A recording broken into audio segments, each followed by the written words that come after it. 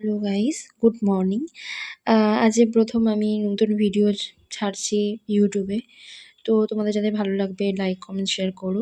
তো আমি সকালবেলা উঠে ভাবলাম যে কী খাওয়া যাবে? তো নিয়ে নিলাম আমাদের Korean Maggi, hot and spicy. তো বসিয়ে দিয়েছি এখন গামলিটা। যেহেতু আমার ইলেকট্রিক ওভেন, ম্যাগিটাও দিয়ে দিলাম। এরপরে ম্যাগিটা দিতে দিতে ভাবলাম পড়ে নিই একটু। তারপর পড়ছিলাম। নার্সিং স্টুডেন্ট তো একটু পড়তে লাগে, বোঝোই তোমরা। তো তারপরে পড়ছিলাম সাইকোলজি, সোশ্যোলজি পড়ে নিলাম। পড়তে পড়তে অনেক কিছু ভাবলাম যে হ্যাঁ, পড়তে হবেই, সামনে এক্সাম আসছে। তারপরে ভাবলাম যে ঠিক আছে, অনেক পড়লাম, এবারে যাই, ম্যাগিটা এতক্ষণে সিদ্ধ হয়ে গেছে, মিক্সড করে নিই মশলাটা।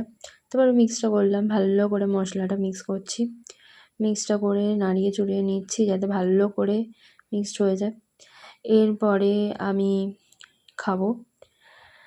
তো তুললাম, মুখে দিলাম, ভালোই খেতে। প্রথম দিলাম গালে। তারপরে কিছুক্ষণ পরেই আমার জিভটা জ্বালা করতে শুরু করলো।